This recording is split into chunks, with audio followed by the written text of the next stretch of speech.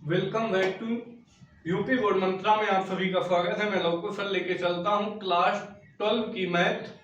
और क्लास 12 में मैथ जो फर्स्ट है आपकी वो अनूप सर पढ़ाएंगे और हम सेकेंड लेके चलेंगे एनसीईआरटी बेस। लेकिन यहाँ पर जो सेकेंड है वो समाकलन है, तो उससे पहले हमें आपको अवकलन पढ़ना पड़ेगा, इसलिए अवकलन के सीधा बिल्कुल बेसिक चीज से लेके चल रहा हूँ। ठीक है, तो अवकलन के फार्मूले पहले हम आपको फार्मूले बताते हैं, तब यहाँ पर आप इसका आगे का टॉपिक बनेगा। ठीक है, तो अवकलन को अंग्रेजी में बोलते हैं क्या? डिफरेंशिएशन। ठीक है, तो ये डी इसीलिए लिया जाता है डी अपॉन डी एक्स।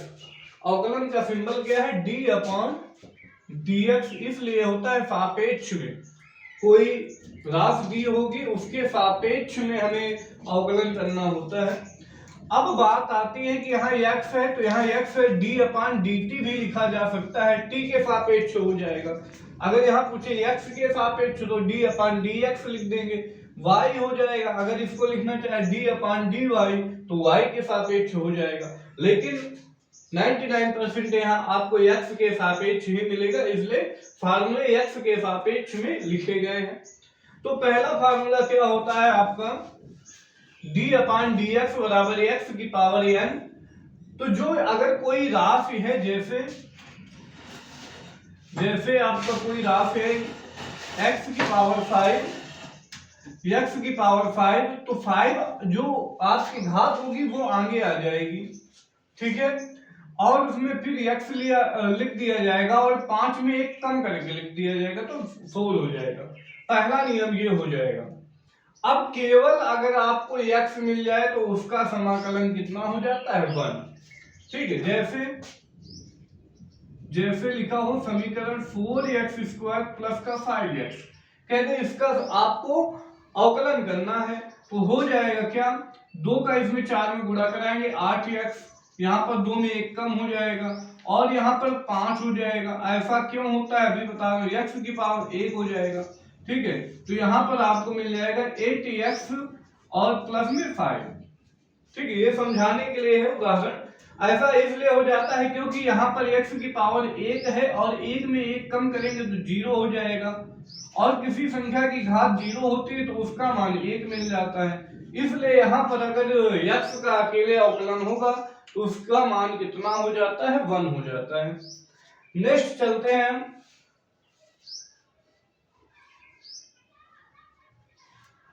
चलते हैं अचर पर।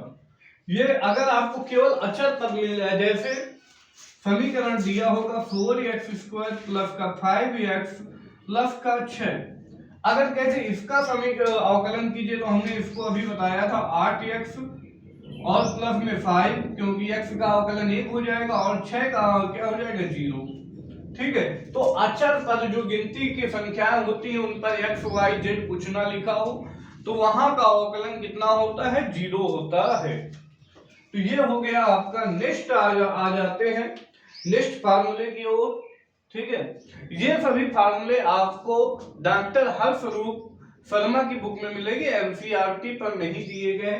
ठीक है, तो अगर आप फार्मूला ढूंढना चाहें तो डॉक्टर हर्षरूप शर्मा की बुक से देख सकते हैं। नेक्स्ट चलते हैं हम d अपॉन डी एक्स। यदि कोई संख्या अंडर रूट में दी हो, जैसे इसको हम ऊपर बता देते हैं। ठीक है, कि अंडर रूट में दिया हो, अंडर रूट 5x दिया हो और बस इतना लिखा हो, इसका मतलब हो जाएगा 5x की पावर 1/2 हो जाएगा। ठीक है, तो 1/2 ऊपर है तो 1/2 नीचे आ जाएगा और 5x हो जाएगा, और इस पर एक घटा देंगे तो 2 में 1 चला जाएगा, तो 1/2x मिल जाएगा। 5x की पावर कितना हो जाएगा? 2 में 1 -1/2, इसलिए अंडर रूट नीचे आ जाता है। इसलिए कोई भी संख्या अंडर रूट में हो तो उसकी पावर 1/2 हो जाती है, फिर अंडर रूट में लिखी जाती है वही संख्या। इसके कारण इस वजह से ये ऐसा फार्मूला बन जाता है। नेक्स्ट फार्मूला देखते हैं। नेक्स्ट फार्मूला आपका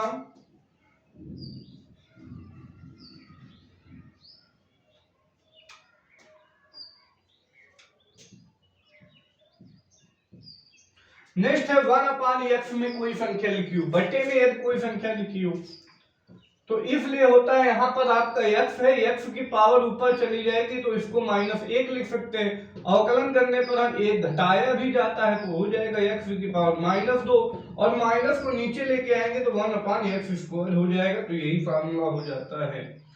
अब नेक्स्ट है e की पावर x कोई लिखा हो, e की पावर x लिखा हो तो हमेशा इसका अवकलन e की पावर x ही होता है। ठीक है, तो ये आपके फिक्स फार्मूले हो गए। 7वां नंबर पहुंचते हैं log में x। अगर कोई संख्या में log में x का हम अवकलन करेंगे तो 1/x होता है। ठीक, और इसके बाद यहाँ पर था e की पावर, e जरूर लिखा होगा वहां पर।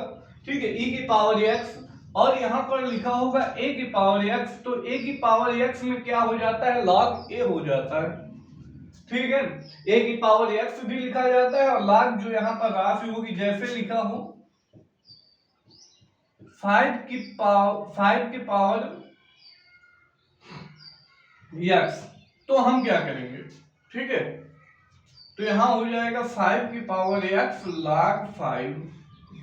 ठीक है, इस टाइप में हो जाएगा।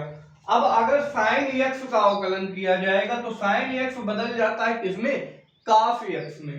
sin x का अवकलन किसमें बदल जाता है, cos x में, और cos x का अवकलन किया जाएगा तो माइनस sin x हो जाता है। ठीक है, ये सभी फार्मूले आपके जो अवकलन टॉपिक है उसके लिए सबसे ज्यादा महत्वपूर्ण है। अब आते हैं tan x का अवकलन करने पर हमें मिलता है sec x² और cosec x का अवकलन करने पर माइनस में cosec x into cot x मिलता है। ठीक, इसके बाद यदि हम sec x का अवकलन करें तो क्या हो जाता है, sec x into tan x हो जाता है। फिर यदि हम cot x का अवकलन करें तो माइनस में cos² x, ये यहां से सभी से बनने वाले त्रिकोणमितीय फलन है, तो यहां से बनने वाले आपको फार्मूले और इनका प्रयोग आगे न्यूमेरिकल आपके जो सवाल होंगे वहां पर देखने को मिलेगा। ठीक है, तो आगे एक्सरसाइज जब चालू होगी तो वहां पर आपको देखने को प्राप्त हो जाएगा। तो d/dx बराबर हो जाएगा sin इनवर्स में x 1/√1 में 1 - x² हो जाएगा। फिर इसके बाद cos इनवर्स का क्या हो जाएगा, माइनस में 1 √ में 1 - x² हो जाएगा। फिर tan इनवर्स का क्या हो जाएगा, 1/1 + x² हो जाएगा अगर tan इनवर्स में x में फार्मूला दिया गया है। नेक्स्ट आते हैं 18 नंबर में दिया गया है cot इनवर्स x का फार्मूला होता है -1/1 + x²। ठीक है, फिर 19 नंबर आते हैं d/dx बराबर sec इनवर्स में x अपान में पूरे के बटे में x √ में x² माइनस का 1। फिर आते हैं d/dx का sec inverse x, last formula है, ये लिखा गया है आपका x √ में x² माइनस का 1। ठीक है, तो ये सभी जो थे आपके महत्वपूर्ण फार्मूले थे अवकलन के। ठीक है, तो इसको आप नोट कर लेंगे बेहतरीन, और इससे बनने वाले जो क्वेश्चन है वो नेक्स्ट वीडियो में आपको देखने को मिलेगा, या कि तो लाइव सेक्शन लाइव क्लास चलेगी। ठीक है, तो मिलते हैं आपसे अगली क्लास में, धन्यवाद।